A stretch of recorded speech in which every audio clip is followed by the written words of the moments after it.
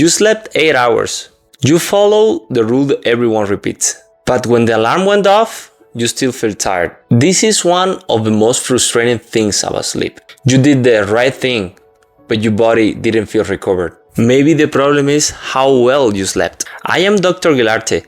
I am a Cuban-trained physician and I create educational content about exercise, metabolism, and longevity. Today I want to explain why 8 hours in bed is not always the same as 8 hours of good sleep, and what may be breaking your sleep without you knowing about it. Sleep is not a power switch. It is not just your body turning off for the night. Sleep is active biology. While you are asleep, your brain and body is still working, organizing memories, regulating mood, supporting recovery, and helping your body function the next day. But for that to happen well, sleep needs structure. Researchers call this sleep architecture. Architecture means the organized pattern your body moves through the night. Light sleep, deep sleep, and REM sleep. A simple way to think about this is, sleep is not just the length of a movie. It is where the actual movie plays without skipping. You move through sleep cycles. Each cycle is roughly around 90 minutes, although it can vary. First, you go through lighter sleep. This is the easiest to wake from, but it's not useless. Then you move into deeper sleep.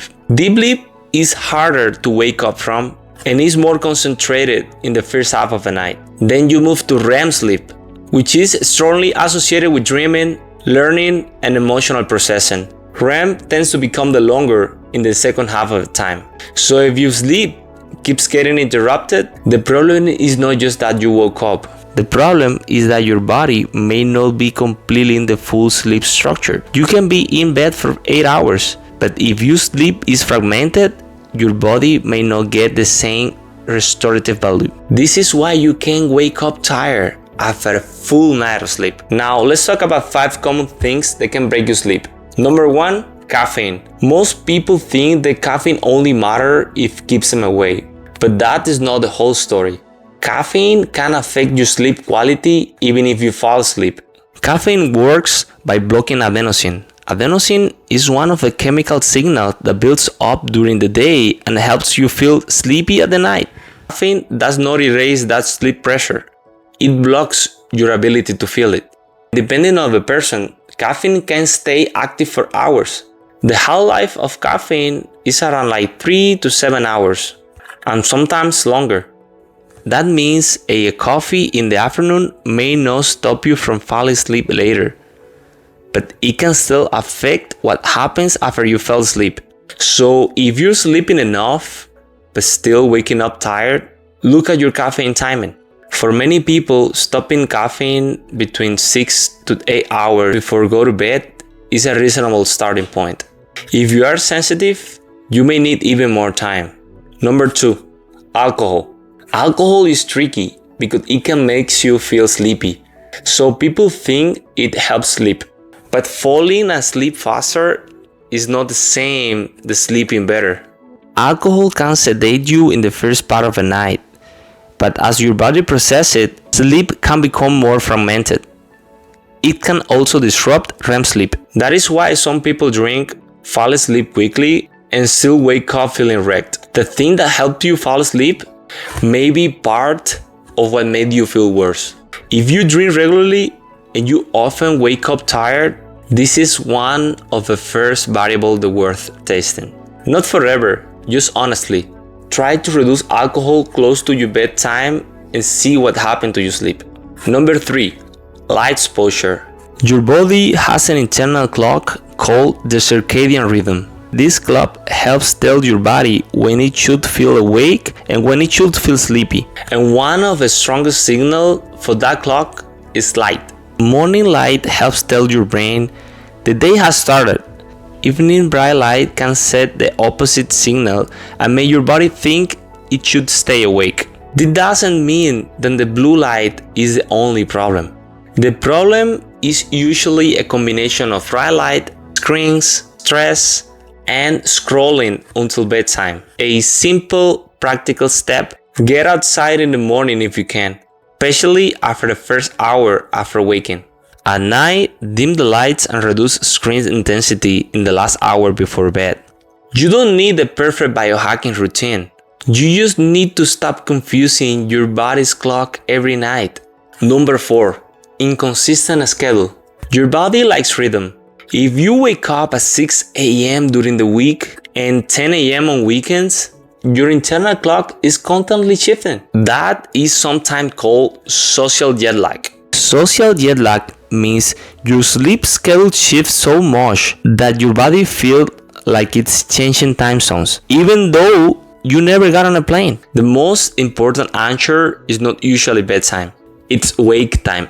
If your wake time is all over the place, your body has a harder time knowing when to feel alert and when to feel sleepy. So if your sleep is messy, start with a consistent wake time. You do not have to be perfect, but try to wake up within the same general window most days. Number 5. A possible sleep disorder. This is the one people should not ignore. If you are getting enough sleep opportunity and still feel exhausted every day, you need to think beyond habits. One common example is sleep apnea. In sleep apnea, breathing can repeatedly pause or become restricted during sleep. The brain has to briefly wake the body up to restore airflow. You may not remember these awakens, but they can break your sleep over and over again. Warning signs can include loud snoring, gasping or choking during sleep, witnessed breathing pauses, morning headaches, and strong daytime sleepiness. If that sounds familiar, this is not something to solve with magnesium gummies or a sleep mask. This is something to discuss with a qualified health professional. Now, what should actually do? Start with the basics. First, protect the consistent wake time. This is the anchor for your circadian rhythm. Second, get morning light. Even 10 to 15 minutes outside can help signal that the day has started. Third, set a caffeine cutoff. For many people, 6 to 8 hours before bed is a good place to start. Fourth, be honest about alcohol. If you sleep poorly and drink near bedtime, test removing it or moving it earlier. Fifth, create a real wind-down window. The hour before bed should not feel like a second job, a Netflix battle, a TikTok marathon, and an anxiety meeting with yourself. Dim the lights, lower stimulation. Let your body calm down. And now, a quick note about trackers and supplements. Sleep trackers can be useful for trends, but they are not perfect medical devices. Use your sleep trackers as a pattern tool, not as a judge. One bad sleep score does not mean your body failed.